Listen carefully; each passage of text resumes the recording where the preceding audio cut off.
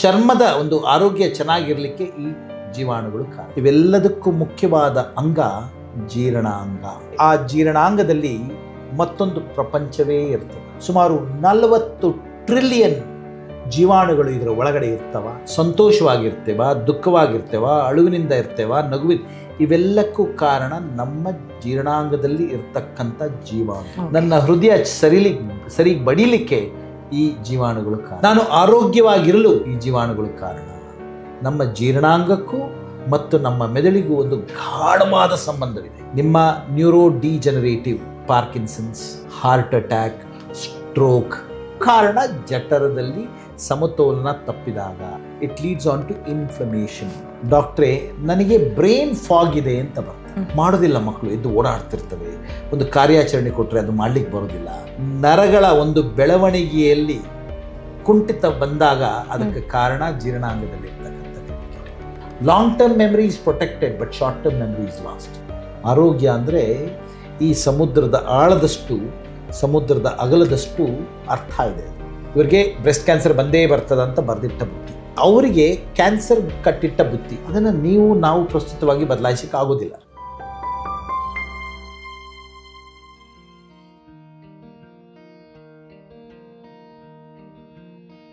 ನಮಸ್ತೆ, ನೀವು ನೋಡ್ತಾ ಇದ್ದೀರಾ ವಿಜಯ ಕರ್ನಾಟಕ. ನಾನು ರಕ್ಷಾ ಕೋಟ್ಯಾನ್. ಗಟ್ ಹೆಲ್ತ್ ಅಂದ ತಕ್ಷಣ ನಾವು ಬರೀ ಹೊಟ್ಟೆಯ ಆರೋಗ್ಯ ಅಥವಾ ಕರುಳಿನ ಆರೋಗ್ಯ ಅಂತ ಮಾತ್ರ ಯೋಚನೆ ಮಾಡ್ತೀವಿ. ಆದರೆ ನಮ್ಮ ಹೊಟ್ಟೆಯ ಆರೋಗ್ಯಕ್ಕೂ ಮೆದುಳಿಗೂ ಯಾವ ರೀತಿಯಾಗಿ ಕನೆಕ್ಷನ್ಸ್ ಇದೆ, ಅಂದರೆ ಗಟ್ ಬ್ರೈನ್ ಆ ಒಂದು ಕನೆಕ್ಷನ್ ಯಾವ ರೀತಿಯಾಗಿದೆ ಅಂತ ಅನ್ನೋದ್ರ ಬಗ್ಗೆ. ಅಂದರೆ ಕೆಲವೊಂದ್ಸತಿ ಏನಾಗುತ್ತೆ ಅಂತ ಹೇಳಿದ್ರೆ, ನಮ್ಮ ಹೊಟ್ಟೆಯಲ್ಲಾಗುವಂಥ ಸಮಸ್ಯೆ ಅದು ಯಾವ ರೀತಿ ಮೆದುಳಿನ ಮೇಲೆ ಎಫೆಕ್ಟ್ ಆಗುತ್ತೆ, ಅಥವಾ ಮೆದುಳಿನಲ್ಲಿ ಇರ್ತಕ್ಕಂಥ ಸಮಸ್ಯೆ ಅದು ಹೊಟ್ಟೆಗೆ ಹೇಗೆ ಎಫೆಕ್ಟ್ ಆಗುತ್ತೆ. ಸೊ ಎರಡರ ನಡುವೆ ಇರುವಂತಹ ಈ ಒಂದು ಕನೆಕ್ಷನ್ ಬಗ್ಗೆ ಹೆಚ್ಚಿನ ಮಾಹಿತಿಯನ್ನು ತಿಳಿಸ್ಕೊಡೋದಕ್ಕೆ ಇವತ್ತು ನಮ್ಮ ಜೊತೆ ಇದ್ದಾರೆ doctor Narasimhaiah Srinivasaiah, senior consultant, colorectal surgery, Apollo hospitals, Bannerghatta road, Bangalore. Doctor, ಕಾರ್ಯಕ್ರಮಕ್ಕೆ ಸ್ವಾಗತ. ನಮಸ್ತೆ ರಕ್ಷಾ. ನಮಸ್ತೆ ಡಾಕ್ಟರ್. ನಾವೀಗ ಗಟ್ ಹೆಲ್ತ್ ಅಂತ ಅಂದ ತಕ್ಷಣ ಕರುಳಿನ ಆರೋಗ್ಯ ಅಥವಾ ಹೊಟ್ಟೆಯ ಒಳಗೆ ಇರ್ತಕ್ಕಂಥ ಆರ್ಗನ್ನ ಬಗ್ಗೆ ಮಾತ್ರ ನೋಡ್ತೀವಿ. ಸೊ ಈ ಗಟ್ ಹೆಲ್ತ್ ಹಾಗೇನೆ ಬ್ರೈನ್ ಹೇಗೆ ಕನೆಕ್ಷನ್ಸ್ ಇದೆ, ಇದ್ರ ಬಗ್ಗೆ ತಿಳಿಸ್ಕೊಡೋದಾದ್ರೆ? ರಕ್ಷಾ, ಬಹಳ ಮುಖ್ಯವಾದಂತಹ ಒಂದು ವಿಚಾರವನ್ನು ನಾವು ಪ್ರಸ್ತಾಪ ಮಾಡ್ತಾ ಇದ್ದೇವೆ. ಈ ಮಾನವ ದೇಹ ಬಹಳ ಅದ್ಭುತವಾದಂತಹ ಒಂದು ಸೃಷ್ಟಿ. ಆ ಸೃಷ್ಟಿಕರ್ತ ಇದನ್ನು ಬಹಳ ಸುಂದರವಾಗಿ, ಬಹಳ ಕಾರ್ಯಗತವಾಗಿ ಮಾಡಿದ್ದಾನೆ. ಈ ಮಾನವ ದೇಹದಲ್ಲಿ ವಿವಿಧ ಅಂಗಗಳಿರ್ತವೆ. ಮೆದುಳಿರಬಹುದು, ಹೃದಯ ಇರಬಹುದು, ಶ್ವಾಸಕೋಶವಿರಬಹುದು, ಸ್ತನಗಳಿರಬಹುದು, ಹಾಗೆ ನಮ್ಮ ಜೀರ್ಣಾಂಗವಿರಬಹುದು, ಮತ್ತು ಮೂತ್ರಪಿಂಡಗಳಿರ್ಬೋದು. ಹಾಗೆ ವಿವಿಧ ಅಂಗಗಳನ್ನು ಸೃಷ್ಟಿಕರ್ತ ಮಾಡಿದ್ದಾನೆ. ಆ ಒಂದೊಂದು ಅಂಗಕ್ಕೂ ಒಂದೊಂದು ಪ್ರಾಮುಖ್ಯತೆ ಇರ್ತದೆ. ಕೆಲವರು ಮೆದುಳೇ ಬಹಳ ಮುಖ್ಯವಾದಂತಹ ಅಂಗ ಅಂತ ಹೇಳ್ತೇವೆ, ಕೆಲವರು ಇಲ್ಲ ಹೃದಯವೇ ಬಹಳ ಮುಖ್ಯವಾದಂತಹ ಅಂಗ ಅಂತ ಹೇಳ್ತೇವೆ, ಕೆಲವರು ಶ್ವಾಸಕೋಶ, ಲಂಗ್ಸ್ ಅದೇ ಬಹಳ ಮುಖ್ಯವಾದಂತಹ ಅಂಗ ಅಂತ ಹೇಳ್ತಾರೆ. ಮೂಲತಃ ನಾವು ಇದೆಲ್ಲವನ್ನ ಸಂಕ್ಷಿಪ್ತವಾಗಿ ವಿಶ್ಲೇಷಣೆ ಮಾಡಿದಾಗ ಏನು ತಿಳಿ ಬರ್ತದ ಅಂತ ಹೇಳಿದ್ರೆ, ಇವೆಲ್ಲದಕ್ಕೂ ಮುಖ್ಯವಾದ ಅಂಗ ಜೀರ್ಣಾಂಗ. ಗಟ್ ಅಂತ ಏನು ಹೇಳಿದ್ರಿ ತಾವು, ಇದು ಜೀರ್ಣಾಂಗ. ನಾವು ತಿಂತಕ್ಕಂಥ ಆಹಾರವನ್ನ ರುಬ್ಬಿ ದ್ರವ್ಯವನ್ನ ಮಾಡಿ ಅದನ್ನ ಜೀರ್ಣ ಮಾಡಿಕೊಂಡು ದೇಹಕ್ಕೆ ಪೌಷ್ಟಿಕಾಂಶಗಳನ್ನು ತೆಗೆದುಕೊಂಡು ಇರ್ತಕ್ಕಂಥ ವೇಸ್ಟೇಜ್ ಅಥವಾ ಏನು ಬೇಡವಾದಂಥ ವಿಚಾರವನ್ನ ಕರಳಿಗೆ ವಾಪಸ್ ಕೊಟ್ಟು ಅದರಲ್ಲಿ ನೀರು ಮತ್ತು ನಮ್ಮ ಉಪ್ಪಿನ ಅಂಶಗಳನ್ನು ಮತ್ತೆ ದೇಹಕ್ಕೆ ತೆಗೆದುಕೊಂಡು ಮಲವನ್ನು ಉತ್ಪತ್ತಿ ಮಾಡಿ ಆ ಮಲವನ್ನು ಹೊರಗೆ ಹಾಕ್ತಕ್ಕಂಥ ಒಂದು ಅಂಗ ಜೀರ್ಣಾಂಗ. ಇದು ಬರೀ ಕಾರ್ಯಗತವಾಗಿ ಇಷ್ಟನ್ನು ಮಾಡ್ತದ. ಆ ಜೀರ್ಣಾಂಗದಲ್ಲಿ ವಿಕೃತ ಅಂಗವಿರ್ತದ, ಲಿವರ್ ಇರ್ತದ, ಪ್ಯಾನ್ಕ್ರಿಯಾಸ್ ಅಂಗವಿರ್ತದ, ಮತ್ತು ಈ ವಿಕೃತದಿಂದ ಸುಮಾರು 1.5 ಲೀಟರ್ ಬೈಲ್ ಬರ್ತದ, ಪ್ಯಾನ್ಕ್ರಿಯಾಟಿಕ್ ಜ್ಯೂಸ್ ಬರ್ತದ, ನಮ್ಮ ಬಾಯಿನಲ್ಲಿ ಸಲೈವರಿ ಗ್ಲ್ಯಾಂಡ್ಸ್ ಅಂದರೆ ಎಂಜಲ್ ಬರ್ತದ. ಸೊ ಇದೆಲ್ಲ ನಾವು ತಿಂತಕ್ಕಂಥ ಆಹಾರವನ್ನು ಜೀರ್ಣ ಮಾಡಲಿಕ್ಕೆ ಅನುಕೂಲ ಮಾಡುತ್ತೆ. ಇದು ಜೀರ್ಣಾಂಗದ ಒಂದು ಭಾಗ.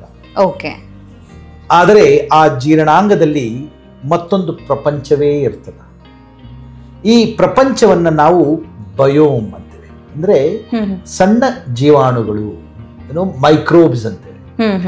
ಸುಮಾರು 40 ಟ್ರಿಲಿಯನ್ ಮೈಕ್ರೋಬ್ಸ್, 40 ಟ್ರಿಲಿಯನ್ ಈ ಸಣ್ಣ ಕ್ರಿಮಿಗಳಿರ್ತಾವ. ಇದನ್ನ ನಾವು ಬಯೋಮ್ ಅಂತ ಹೇಳ್ತೇವೆ. ಅಂದ್ರೆ ಅದೇ ಒಂದು ಪ್ರಪಂಚವಿರ್ತದೆ ಒಳಗಡೆ.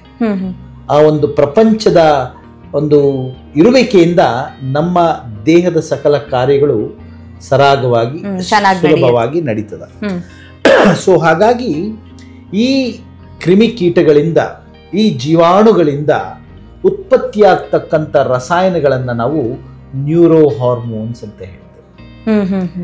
ಈ ನ್ಯೂರೋ ಹಾರ್ಮೋನ್ಸ್ ಏನಿರ್ತದ, ರಸಾಯನಗಳೇನಿರ್ತವೆ, they help in your body's functioning. ನಿಮ್ಮ ದೇಹದ ಸಕಲ ಅಂಗಗಳ ಕಾರ್ಯಾಚರಣೆಗೆ ಇವು ಕಾರಣವಾಗ್ತವೆ. ಅಲ್ಲಿ ಉತ್ಪತ್ತಿ ಆಗ್ತಕ್ಕಂಥ ರಸಾಯನಗಳು, chemicals, are responsible for the whole functioning of the body. ದೇಹದ ಸಕಲ ಅಂಗಗಳಿಗೂ ಕೆಲಸ ಮಾಡಲಿಕ್ಕೆ, ಕಾರ್ಯ ಮಾಡಲಿಕ್ಕೆ ಇವು ಸಹಾಯ ಮಾಡ್ತವೆ. ಹಾಗಾಗಿ ಜೀರ್ಣಾಂಗವೇ ಬಹಳ ಮುಖ್ಯವಾದಂಥ ಒಂದು ಅಂಗ. ಸುಮಾರು 6 ಮೀಟರ್ಗಳಿರ್ತದ ನಮ್ಮ ಮುಖದ್ವಾರದಿಂದ ಹಿಡಿದು ಗುದದ್ವಾರದ ತನಕ. ಸೊ ಜೀರ್ಣಾಂಗ ಅದು ಸ್ಟಾರ್ಟ್ ಆಗೋದು ಬಾಯಿಯಿಂದ. ಹೌದು. ಸೊ ಮುಖದ್ವಾರದಿಂದ ಗುದದ್ವಾರದವರೆಗೆ ಸುಮಾರು 6 ಮೀಟರ್ ಇರ್ತದ.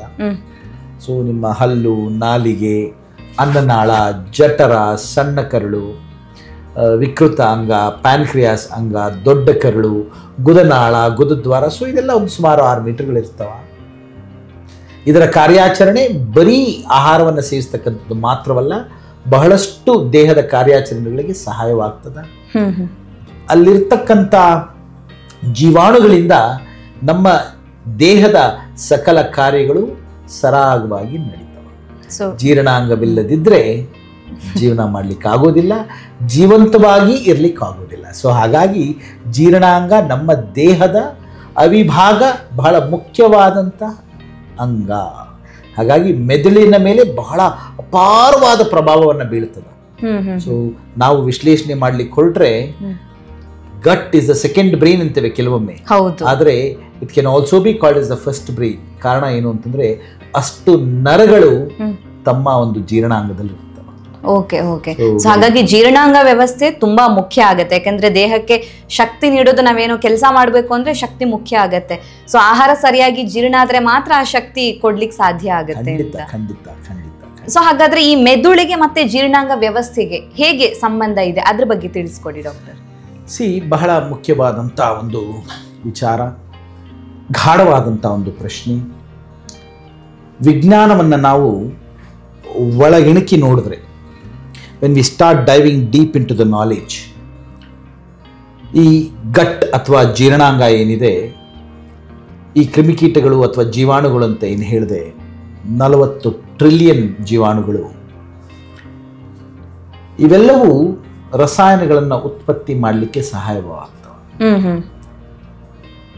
The way you feel when you wake up, ಅಂದರೆ ಮುಂಜಾನೆ ಎದ್ದಾಗ ಖುಷಿಯಾಗಿ ಸಂತೋಷವಾಗಿ ಎದ್ದೇಳ್ತೇವಾ, ಎದ್ದೇಳ್ಬೇಕಪ್ಪ ಅಂತ ಎದ್ದೇಳ್ತೇವಾ, ಸಂತೋಷವಾಗಿರ್ತೇವ, ದುಃಖವಾಗಿರ್ತೇವ, ಅಳುವಿನಿಂದ ಇರ್ತೇವ, ನಗುವಿನ, ಇವೆಲ್ಲಕ್ಕೂ ಕಾರಣ ನಮ್ಮ ಜೀರ್ಣಾಂಗದಲ್ಲಿ ಇರ್ತಕ್ಕಂಥ ಜೀವಾಣುಗಳು.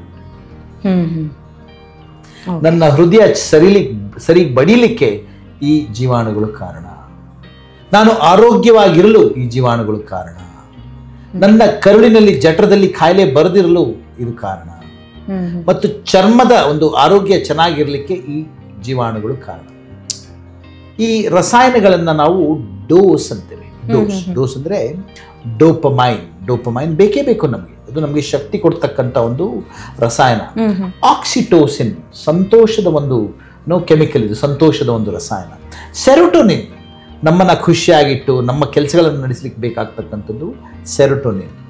ಎಂಡಾರ್ಫಿನ್ಸ್ ದೇಹದಲ್ಲಿ ನೋವನ್ನು ತಡಿಲಿಕ್ಕೆ ಉತ್ಪತ್ತಿ ಆಗ್ತಕ್ಕಂಥ ಒಂದು ಈ ರಸಾಯನ ಎಂಡಾರ್ಫಿನ್.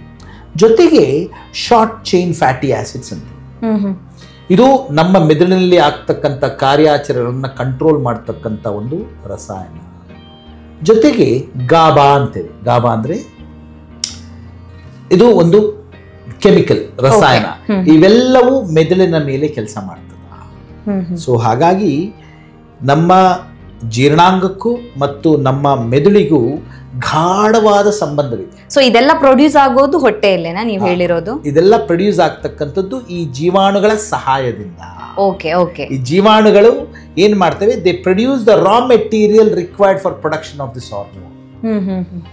ಇದರಲ್ಲಿ ಉತ್ಪತ್ತಿ ಆಗ್ತಕ್ಕಂಥ ಈ ರಸಾಯನಗಳಿದೆಯಲ್ಲ, ಆ ರಸಾಯನಗಳನ್ನ ಉತ್ಪತ್ತಿ ಆಗಲಿಕ್ಕೆ ಬೇಕಾದ ವಸ್ತುಗಳನ್ನ, ಬೇಕಾದ ಸೌಕರ್ಯಗಳನ್ನ, ಬೇಕಾದ ಅಂಶಗಳನ್ನ ಈ ಜೀವಾಣುಗಳು ಕೊಡ್ತವೆ. ಸೊ ಹಾಗಾಗಿ if you need these nice happy hormones, dopamine, oxytocin, serotonin, endorphin, short chain fatty acids and GABA, ನಮ್ಮ ಜಠರದಲ್ಲಿ, ನಮ್ಮ ಜೀರ್ಣಾಂಗದಲ್ಲಿ ಇರ್ತಕ್ಕಂಥ ಜೀವಕೋಶ ಏನಿದೆ, ಜೀವಾಣುಗಳೇನಿದೆ, ಚೆನ್ನಾಗಿರ್ಬೇಕು. ಅದರ ಒಂದು ಸಮತೋಲನ ಚೆನ್ನಾಗಿರ್ಬೇಕು. ಸೊ ಹಾಗಾಗಿ ನಮ್ಮ ಜೀರ್ಣಾಂಗಕ್ಕೂ ಮತ್ತು ನಮ್ಮ ಮೆದುಳಿಗೂ ಒಂದು ಗಾಢವಾದ ಸಂಬಂಧವಿದೆ. ಹಾಗಾಗಿ ಆ ಸಂಬಂಧ ಕೈ ತಪ್ಪಿದ್ರೆ, ಆ ಸಂಬಂಧಕ್ಕೆ ತೊಂದರೆ ಆದರೆ ಅದರಿಂದ ಬಹಳಷ್ಟು ಕಾಯಿಲೆಗಳು ಬರ್ತವೆ.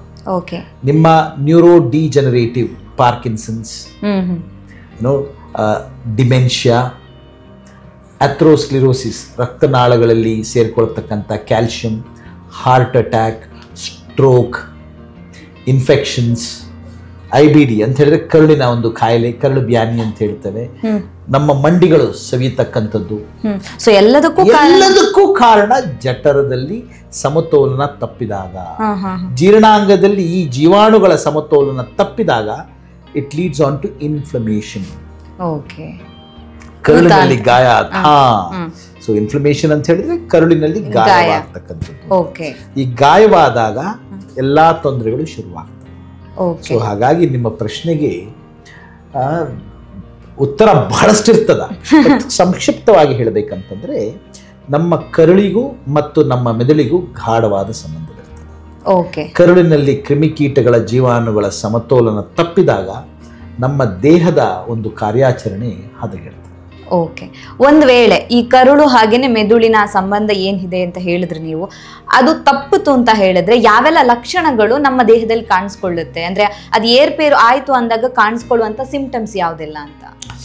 ಬಹಳ ಮುಖ್ಯವಾದಂಥ ವಿಚಾರ. ನಮ್ಮ ದೇಹದ ಸರ್ವಾಂಗಗಳಿಗೂ ಇದರಿಂದ ತೊಂದರೆ ಆಗ್ತದ. ಈಗ ಉದಾಹರಣೆಗೆ, ಬಹಳಷ್ಟು ಇಂಜಿನಿಯರ್ಗಳನ್ನ ನಾವು ನೋಡ್ಲಿಕ್ಕೆ ಬರ್ತಾರ. ಅವರಿಗೆ ಈ ಒಂದು ಸಿಟಿಗಳ ಅಥವಾ ಒಂದು ಬೆಂಗಳೂರಿನ ಒತ್ತಡ ಹೆಚ್ಚಾಗಿರ್ತದ, ನಗರಗಳ ಒತ್ತಡ ಹೆಚ್ಚಾಗಿರ್ತದ, ಸ್ಟ್ರೆಸ್ಸು ಹೆಚ್ಚಾಗಿರ್ತದ. ಅವರು ಬರ್ತಾರ, ಅವರು ಬಹಳಷ್ಟು ಸಂಶೋಧನೆ ಮಾಡಿ ಬರ್ತಾರ. ಬಂದು ನನ್ನ ಹತ್ರ ಬರ್ತಾರ, ಡಾಕ್ಟ್ರೇ ನನಗೆ ಬ್ರೈನ್ ಫಾಗ್ ಇದೆ ಅಂತ ಬರ್ತಾರ. ಬ್ರೈನ್ ಫಾಗ್ ಅಂದ್ರೆ ನನಗೆ ಪ್ರಪಂಚ ಸರಿಗೆ ಕಾಣೋದಿಲ್ಲ, ನನಗೆ ಕೆಲಸ ಮಾಡ್ಲಿಕ್ಕೆ ಆಗ್ತಿಲ್ಲ, ನನಗೆ ಏನು ನಡೀತಿದೆ ನನ್ನ ಮುಂದೆ ಗೊತ್ತಾಗೋದಿಲ್ಲ, ನನಗೆ ಮಂದವಾಗಿಬಿಡ್ತದ, ಮೋಡ ಮುಚ್ತದ, ನನಗೇನು ಕೆಲಸ ಮಾಡಬೇಕು ಅಂತ ಆಗೋದಿಲ್ಲ, ಮುಂಜಾನೆ ಎದ್ರೆ ನನಗೆ ಆ ಫ್ರೆಶ್ನೆಸ್ಸು, ಆಕ್ಟಿವಿಟಿ, ಉತ್ಸಾಹ ಇರುವುದಿಲ್ಲ. ಇದನ್ನ ಬ್ರೈನ್ ಫಾಗ್ ಅಂತ. ಇದು ಬಹಳಷ್ಟು ಯಂಗ್ಸ್ಟರ್ಸ್ ಅಲ್ಲಿ ನೋಡ್ತೇವೆ. ಸಣ್ಣ ಮಕ್ಕಳಲ್ಲಿ ಅಟೆನ್ಷನ್ ಡಿಫಿಸಿಟ್ ಅಂದ್ರೆ ಏನೋ ಕೆಲಸ ಮಾಡ್ತಿರ್ಬೇಕು, ಮಾಡೋದಿಲ್ಲ ಮಕ್ಕಳು, ಎದ್ದು ಓಡಾಡ್ತಿರ್ತವೆ. ಒಂದು ಕಾರ್ಯಾಚರಣೆ ಕೊಟ್ರೆ ಅದು ಮಾಡ್ಲಿಕ್ಕೆ ಬರೋದಿಲ್ಲ.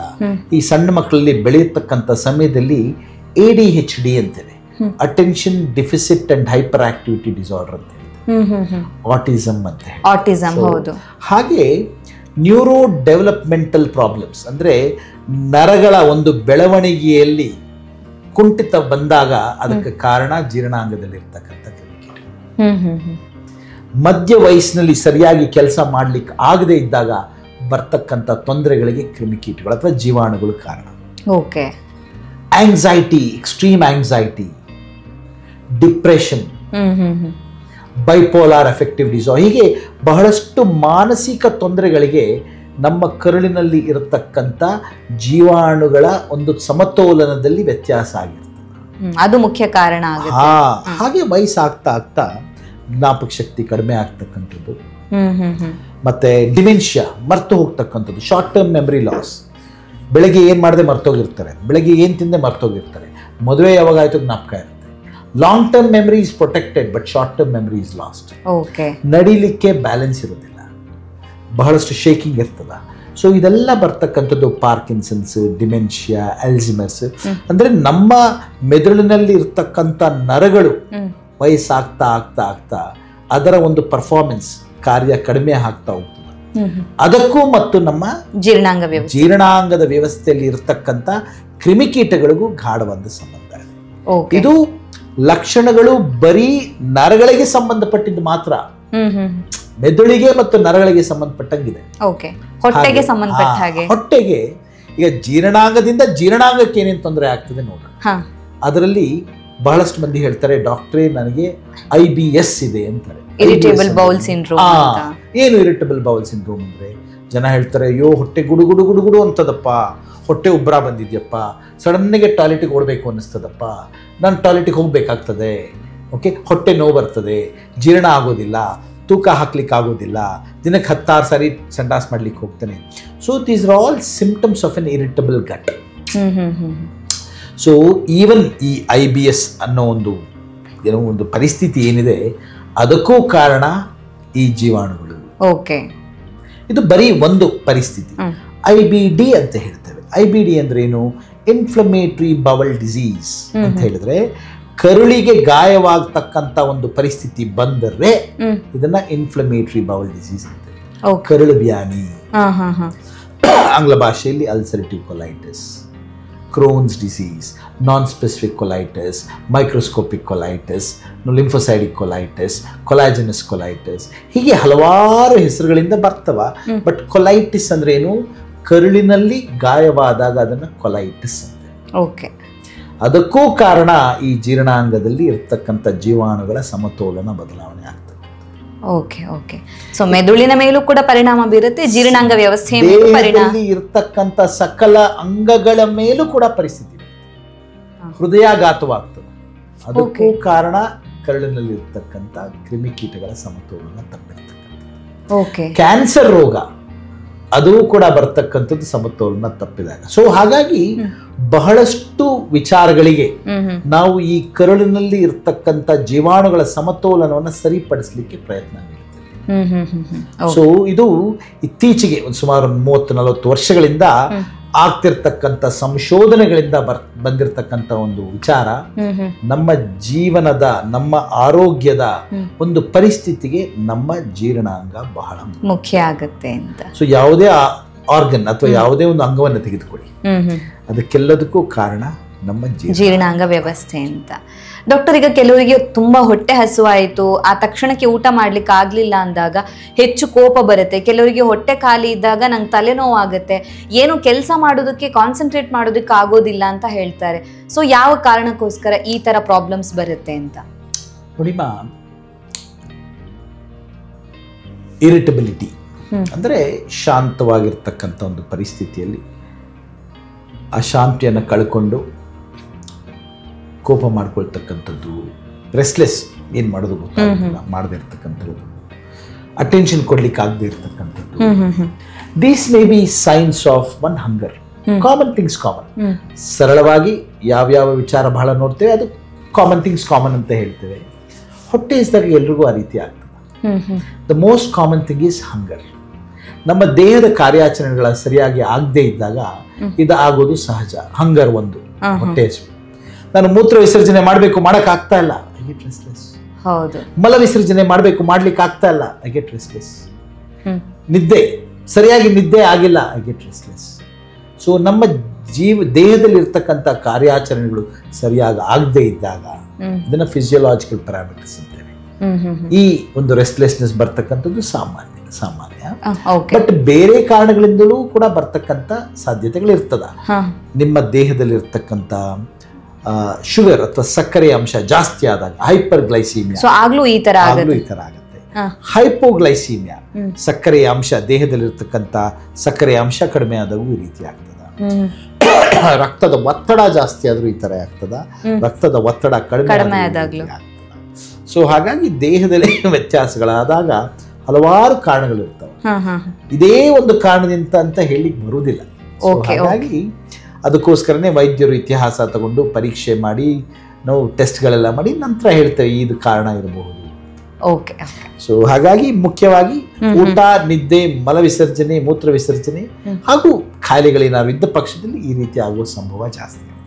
ಓಕೆ ಓಕೆ ಡಾಕ್ಟರ್, ಹಾಗಿದ್ರೆ ಈಗ ಹೊಟ್ಟೆಲಿ ಏನೋ ಸಮಸ್ಯೆ ಆಯಿತು ಅಂದಾಗ ಅದು ಮೆದುಳಿಗೆ ಸಿಗ್ನಲ್ ಅನ್ನು ಹೇಗೆ ಪಾಸ್ ಮಾಡುತ್ತೆ ಅಂತ? ನೋಡಿಮ್ಮ, ಈಗ ನಮ್ಮ ಒಂದು ಜೀರ್ಣಾಂಗ ಏನಿದೆ, it is very well connected to the brain. ಈಗ ಒಂದು ನರಗಳು, ಬಹಳಷ್ಟು ನರಗಳು, ನರಗಳಲ್ಲಿ ವಿವಿಧ ರೀತಿಗಳಿರ್ತಾವೆ. ಒಂದು ನ್ಯೂರೋ ಹಾರ್ಮೋನ್ಸ್, ನಮ್ಮ ಕರುಳೆ ಆ ಒಂದು ರಸಾಯನಗಳನ್ನು ಉತ್ಪತ್ತಿ ಮಾಡಿ ರಕ್ತಕ್ಕೆ ಹಾಕ್ತಕ್ಕಂಥದ್ದು.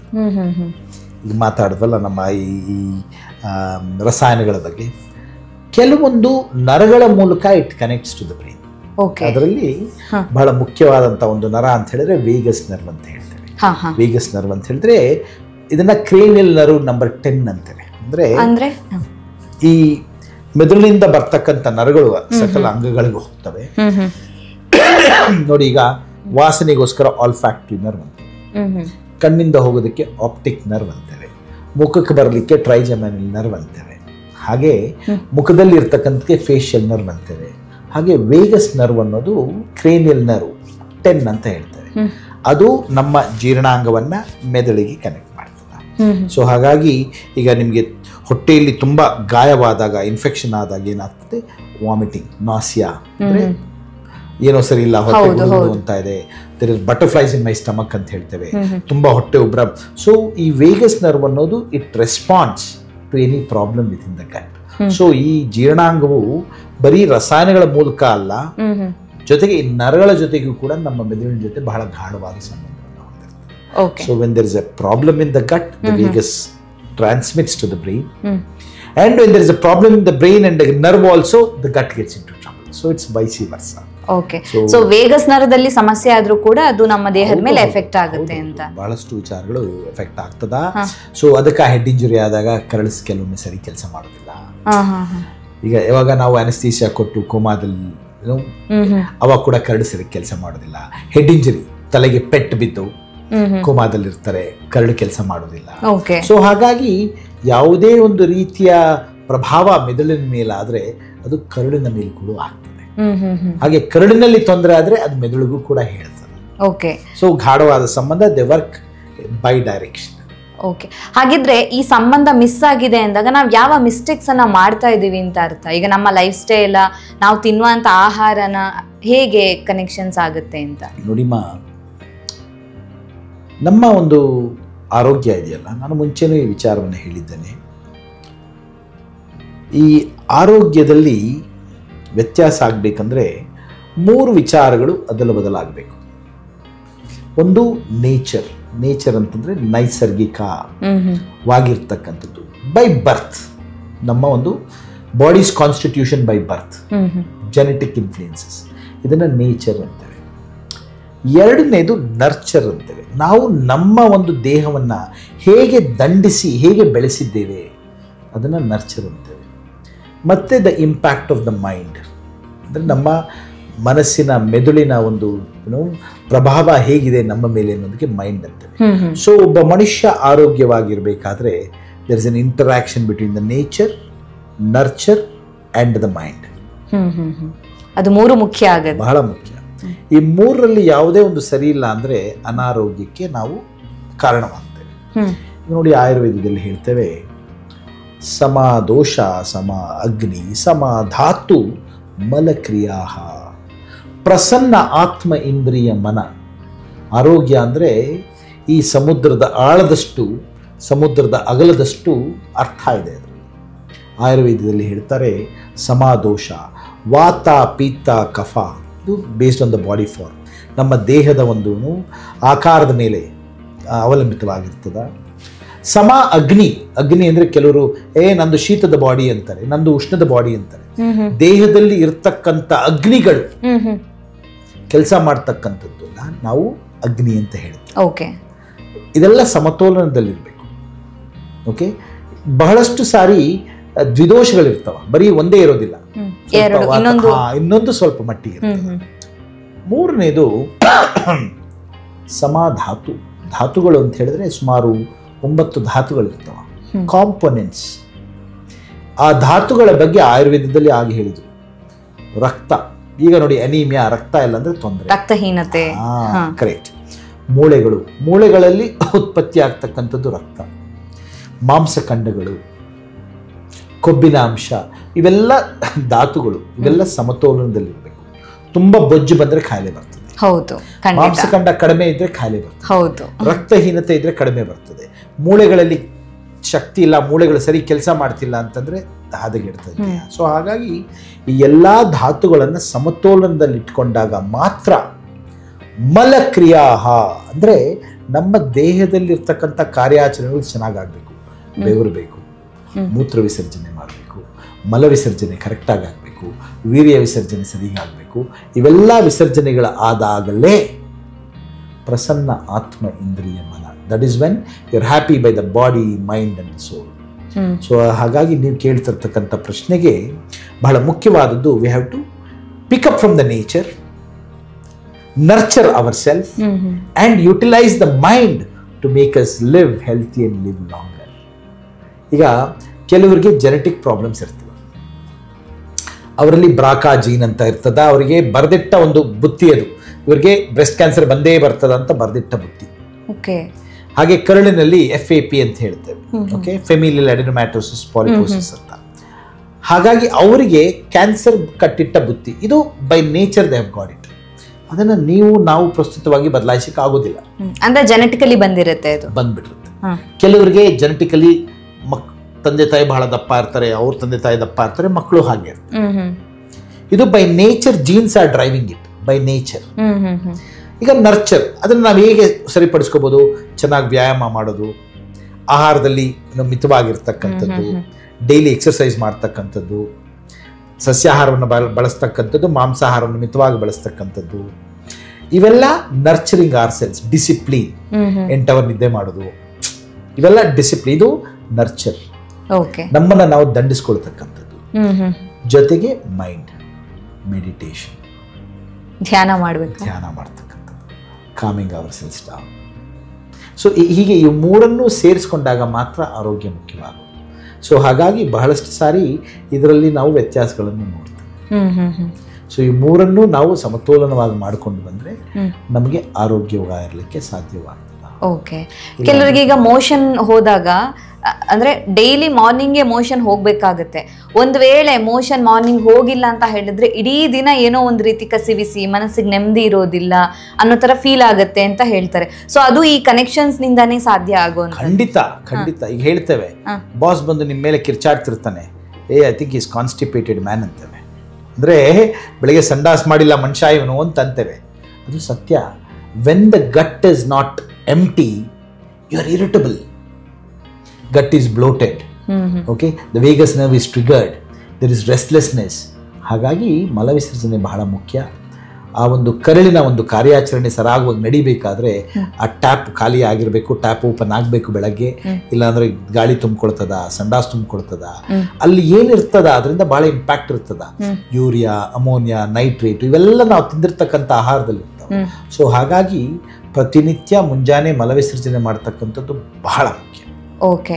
ಸೊ ಫಾರ್ಟಿಂಗ್ ಆಗೋದು ಕೂಡ ಒನ್ ಆಫ್ ದ ಪ್ರಾಬ್ಲಮ್ ಆಗಿರುತ್ತೆ. ಅದು ಫಾರ್ಟಿಂಗ್ ಅಂದರೆ ನಮ್ಮ ಜೀರ್ಣಾಂಗದಲ್ಲಿ ಯಥೇಚ್ಛವಾಗಿ ವಾಯು ಉತ್ಪತ್ತಿಯಾದಾಗ ನಾವು ಅದನ್ನು ಫಾರ್ಟಿಂಗ್ ಅಂತ ಹೇಳ್ತೀವಿ. ಇದಕ್ಕೆ ಬಹಳಷ್ಟು ಕಾರಣಗಳಿರ್ತವೆ. ಒಂದು, ನೈಸರ್ಗಿಕವಾಗಿ ನಾವು ತಿಂತಕ್ಕಂಥ ಆಹಾರವನ್ನು ಜೀರ್ಣಾಂಗದಲ್ಲಿ ಇರ್ತಕ್ಕಂಥ ಕ್ರಿಮಿಗಳು ಮೆಟಬಲೈಸ್ ಆದಾಗ, ಇಂಟ್ರಾಕ್ಟ್ ಆದಾಗ ಉತ್ಪತ್ತಿ ಆಗ್ತಕ್ಕಂಥ ಪ್ರಾಡಕ್ಟ್ಸ್ ನೀರು, ಕಾರ್ಬನ್ ಡೈಆಕ್ಸೈಡ್ ಮತ್ತು ಎನರ್ಜಿ, ಶಕ್ತಿ. ಸೊ ಈ ಕ್ರಿಮಿಕೀಟಗಳು ಅಥವಾ ಜೀವಾಣುಗಳು ನಾವು ತಿಂತಿರ್ತಕ್ಕಂಥ ಆಹಾರದ ಮೇಲೆ ಕೆಲಸ ಮಾಡಿದಾಗ ಅದರಿಂದ ಉತ್ಪತ್ತಿ ಆಗ್ತಕ್ಕಂಥ ಪ್ರಾಡಕ್ಟ್ಸ್ ಏನೇನಪ್ಪ ಅಂದರೆ, ಒಂದು ಕಾರ್ಬನ್ ಡೈಆಕ್ಸೈಡ್, ಎರಡನೇದು ವಾಟರ್, ನೀರು, ಮತ್ತು ಮೂರನೇದು ಎನರ್ಜಿ, ಶಕ್ತಿ. ಸೊ ಹಾಗಾಗಿ ಏನು ತಿಂತೀರಾ ಅದ್ರ ಮೇಲೆ ಅವಲಂಬಿತವಾಗಿರುತ್ತೆ. ಏನು ಊಟ ಬರ್ತಾ ಇದೆ ಅದ್ರ ಮೇಲೆ ಅವಲಂಬಿತವಾಗಿರ್ತದ. ಸೊ ವೆನ್ ಪೀಪಲ್ ಕನ್ಸ್ಯೂಮ್, ಮನುಷ್ಯರು ಕೆಲವೊಂದು ಆಹಾರಗಳನ್ನು ಯಥೇಚ್ಛವಾಗಿ ತೆಗೆದುಕೊಂಡ್ರೆ ಅದರಿಂದ ವಾಯು ಜಾಸ್ತಿ ಉತ್ಪತ್ತಿ ಆಗ್ತದ. ಇದನ್ನ ನಾವು ಫಾಡ್ ಮ್ಯಾಪ್ ಡಯಟ್ ಅಂತೇವೆ. ಫಾಡ್ ಮ್ಯಾಪ್ ಅಂದ್ರೆ FODMAP, fermentable oligo di mono amino polysaccharides ಅಂತ ಹೇಳಿದ್ರೆ ಬಹಳ ಸರಳವಾಗಿ ಇರತಕ್ಕಂಥ ಸಕ್ಕರೆ ಅಂಶಗಳು. ಉದಾಹರಣೆಗೆ ಅನ್ನ. ಬಹಳ ಹೊಟ್ಟೆ ಹಸಿದಾಗ ನೀವೇನು ತಿನ್ನಿ, ಸ್ವಲ್ಪ ಅನ್ನ ತಗೊಳ್ಳೋಣಪ್ಪ ಅಂತೀರ. ಆಲೂಗಡ್ಡೆ, ಹಣ್ಣಿನ ರಸಗಳು, ಜೇನುತುಪ್ಪ, ಸೊ ಇವೆಲ್ಲ ಇದೆಯಲ್ಲ, ಇವೆಲ್ಲ ಈಸಿ ಶುಗರ್ಸ್. ನೀವು ಒಳಗೆ ಹೋಗಿದ ತಕ್ಷಣ it will give you energy. So ಹಾಗಾಗಿ ಒಂದು, if you are on a high FODMAP diet, ನಿಮ್ಮ ವಾಯುವಿನ ಒಂದು ಉತ್ಪಾದನೆ ಜಾಸ್ತಿ ಆಗುತ್ತೆ. ಹಾಗಿರೋರಿಗೆ ನಾವೇನು ಮಾಡ್ತೇವೆ, we say please take low FODMAP diet ಅಂತ ಹೇಳ್ತೇವೆ. ನಾರಿನಾಂಶ ಜಾಸ್ತಿ ಇರ್ತಕ್ಕಂಥದ್ದು, ರಾಗಿ, ಬಾಜ್ರಾ ಈ ಥರ, ಅಂದರೆ ಅದು ಜೀರ್ಣವಾಗಲಿಕ್ಕೆ ಸಮಯ ತಗೊಳ್ತಕ್ಕಂಥದ್ದನ್ನ ತಗೊಳ್ಳಿ ಅಂತ ಹೇಳ್ತೇವೆ. ಅದು ಒಂದು ಕಾರಣ. ಒಂದು. ಎರಡನೇದು, ನಿಮ್ಮ ಜೀರ್ಣಾಂಗದಲ್ಲಿ ಇರ್ತಕ್ಕಂಥ ಕ್ರಿಮಿಕೀಟಗಳ ಸಮತೋಲನ ತಪ್ಪಿದಾಗ ಇದನ್ನ ಡಿಸ್ಬಯೋಸಿಸ್ ಅಂತ. ಡಿಸ್ಬಯೋಸಿಸ್. ಆ ಡಿಸ್ಬಯೋಸಿಸ್ ಆದಾಗ ಕೆಟ್ಟ ಜೀವಾಣುಗಳು ಜಾಸ್ತಿಯಾಗಿ ಒಳ್ಳೆ ಜೀವಾಣುಗಳು ಕಡಿಮೆ ಆದಾಗ ಅದೂ ಕೂಡ ಯಥೇಚ್ಛವಾದ ವಾಯುವನ್ನು ಉತ್ಪಾದನೆ ಮಾಡ್ತದೆ. That is the second thing. ಮೂರನೇದು, ಈ ಕರಳು ಪಂಪ್, ನಮ್ಮ ಜೀರ್ಣಾಂಗ ಒಂದು ಪಂಪ್. ಆ ಪಂಪ್ ಸರಿ ಕೆಲಸ ಮಾಡದೇ ಇದ್ದಾಗ, ಗುದದ್ವಾರ ಸರಿಯಾಗಿ ಓಪನ್ ಆಗದೇ ಇದ್ದಾಗ, ಸಂಡಾಸಿಗೆ ಹೋಗ್ತಕ್ಕಂಥ ಸಮಯದಲ್ಲಿ ಹೋಗದೇ ಇದ್ದಾಗ ಗ್ಯಾಸ್ ತುಂಬಿಕೊಳ್ತಕ್ಕಂಥದ್ದು ಸಹಜ. ಹಾಗಾಗಿ ಈ ವಾಯುವಿನ ಉತ್ಪಾದನೆಗೆ ಹಲವಾರು ಕಾರಣಗಳಿರ್ತವೆ. ಅದಕ್ಕಾಗಿಯೇ ಒಬ್ಬ ವೈದ್ಯ ತಮ್ಮನ್ನು ನೋಡಿ, ತಮ್ಮ ಒಂದು ಇತಿಹಾಸವನ್ನು ತೆಗೆದುಕೊಂಡು ಯಾವ ಕಾರಣದಿಂದ ಇವನಿಗೆ ವಾಯುವಿನ ಉತ್ಪಾದನೆ ಜಾಸ್ತಿ ಇದೆ ಅಂತ ತಿಳ್ಕೊಳ್ತಕ್ಕಂಥದ್ದು ಬಹಳ ಮುಖ್ಯ. ಸೊ ಜಸ್ಟ್ ಫ್ಲೇಟಸ್ ಅಥವಾ ವಾಯು ಅದೇ ಒಂದು ದೊಡ್ಡ ಲಕ್ಷಣ. ಓಕೆ. ಸೊ ಫಾರ್ಟಿಂಗ್ ಆಗೋಂಥದ್ದೇ ಒನ್ ಆಫ್ ದ ಸಿಂಪ್ಟಮ್ ಆಗಿರ್ಬೋದು. Farting is not abnormal. ನಾವು ವಾಯು ಪದೇ ಪದೇ ಆಗೋಂಥದ್ದು ವಾಯು ನೋಡಿ, in moderation it is not a problem. ಯಥೇಚ್ಛವಾಗಿ ವಾಯು ಉತ್ಪತ್ತಿ ಆದರೆ ನಮ್ಮ ಆಹಾರದಲ್ಲಿ ವ್ಯತ್ಯಾಸ ಆಗಿರಬೇಕು, ನಮ್ಮ ಹೊಟ್ಟೆ ಕ್ರಿಮಿಕೀಟಗಳಲ್ಲಿ ವ್ಯತ್ಯಾಸ ಆಗಿರಬೇಕು, ಅಥವಾ ನಮ್ಮ ಮಲ ವಿಸರ್ಜನೆಯಲ್ಲಿ ವ್ಯತ್ಯಾಸ ಆಗಿರಬೇಕು ಅನ್ನೋದು ಮುಖ್ಯ ವಿಚಾರ. ಓಕೆ ಡಾಕ್ಟರ್, ಹಾಗಿದ್ರೆ ಕೊನೆಯದಾಗಿ ಏನು ಹೇಳಕ್ ಇಷ್ಟಪಡ್ತೀರಾ? ಮುಖ್ಯವಾಗಿ ಜೀರ್ಣಾಂಗ ಅನ್ನತಕ್ಕಂಥದ್ದು ಬಹಳ ಮುಖ್ಯವಾದ, ಸುಮಾರು 6 ಮೀಟರ್ಗಳುಳ್ಳಂತಹ ಒಂದು ಅಂಗ. ಈ ಅಂಗದಲ್ಲಿ ಒಂದು ಜೀವದ ಪ್ರಪಂಚವೇ ಇದೆ. ಸುಮಾರು 40 ಟ್ರಿಲಿಯನ್ ಜೀವಾಣುಗಳು ಇದರ ಒಳಗಡೆ ಇರ್ತವ. ಇದರ ಒಂದು ಸಹಾಯದಿಂದ, ಈ ಒಂದು ಜೀರ್ಣಾಂಗದಿಂದ ನಮ್ಮ ದೇಹ ಚೆನ್ನಾಗಿ ಕಾರ್ಯಾಚರಣೆ ಮಾಡ್ತಿರ್ತದ. ನಮ್ಮ ಮೆದುಳಿನಿಂದ ಹಿಡಿದು ಕೈ ಕಾಲುಗಳು ಮತ್ತು ಮಾಂಸಖಂಡಗಳ ಕಾರ್ಯಾಚರಣೆಗೆ ಈ ಜೀರ್ಣಾಂಗವೇ ಮುಖ್ಯ. ಈ ಜೀರ್ಣಾಂಗವನ್ನು ಸರಿಯಾಗಿ ನೋಡ್ಕೊಳ್ಳದೇ ಇದ್ದಲ್ಲಿ ಕಾಯಿಲೆಗಳು ಬರ್ತಕ್ಕಂಥದ್ದು ಖಡಾಖಂಡಿತ. ನಮ್ಮ ಜೀವಾವಧಿ ಕಡಿಮೆ ಆಗ್ತಕ್ಕಂಥದ್ದು ಕೂಡ ಖಡಾಖಂಡಿತ. ಹಾಗಾಗಿ ನಿಮ್ಮ ಜೀರ್ಣಾಂಗವನ್ನು ಚೆನ್ನಾಗಿ ನೋಡ್ಕೊಳ್ತಕ್ಕಂಥದ್ದು ನಿಮ್ಮ ಒಂದು ಒಳಿತಿಗೆ ಮುಖ್ಯವಾದ ವಿಚಾರ. ನಮಸ್ಕಾರ. Thank you so much doctor. ನಮ್ಮ ಇವತ್ತಿನ ಈ ಒಂದು ಕಾರ್ಯಕ್ರಮದಲ್ಲಿ ಜೀರ್ಣಾಂಗ ವ್ಯವಸ್ಥೆ ಇಡೀ ದೇಹಕ್ಕೆ ಯಾಕೆ ಎಷ್ಟು ಮುಖ್ಯ ಆಗುತ್ತೆ, ನಮ್ಮ ಜೀರ್ಣಾಂಗ ವ್ಯವಸ್ಥೆಗೂ ಅಥವಾ ನಮ್ಮ ಹೊಟ್ಟೆಯ ಆರೋಗ್ಯಕ್ಕೂ ಮೆದುಳಿಗೂ ಯಾವ ರೀತಿಯಾದಂಥ ಸಂಬಂಧ ಇದೆ, ಒಂದು ವೇಳೆ ಆ ಕನೆಕ್ಷನ್ ಮಿಸ್ ಆಯಿತು ಅಂತ ಹೇಳಿದ್ರೆ ಯಾವೆಲ್ಲ ಹೆಲ್ತ್ ಇಶ್ಯೂಸ್ ಬರಬಹುದು, ಅದರ ಲಕ್ಷಣಗಳು ಏನೇನು ಅನ್ನೋದನ್ನ ತಿಳಿಸ್ಕೊಟ್ಟಿದ್ದಾರೆ. Thank you so much. ಧನ್ಯವಾದಗಳು. ನಮ್ಮ ಇವತ್ತಿನ ಕಾರ್ಯಕ್ರಮದಲ್ಲಿ ನಮ್ಮ ಜೀರ್ಣಾಂಗ ವ್ಯವಸ್ಥೆ ಅಥವಾ ಹೊಟ್ಟೆಯ ಆರೋಗ್ಯಕ್ಕೂ ಮೆದುಳಿಗೂ ಯಾವ ರೀತಿಯಾದಂಥ ಸಂಬಂಧ ಇದೆ ಅನ್ನೋದ್ರ ಬಗ್ಗೆ ಡಾಕ್ಟರ್ ನಮಗೆ ವಿವರವಾದಂಥ ಮಾಹಿತಿಯನ್ನ ತಿಳಿಸ್ಕೊಟ್ಟಿದ್ದಾರೆ. ಆರೋಗ್ಯಕ್ಕೆ ಸಂಬಂಧಿಸಿದಂಥ ಹೆಚ್ಚಿನ ವಿಡಿಯೋಗಳನ್ನ ನಮ್ಮ ವಿಜಯ ಕರ್ನಾಟಕ ಹೆಲ್ತ್ ಪೇಜ್ನಲ್ಲಿ ನೀವು ನೋಡಬಹುದು.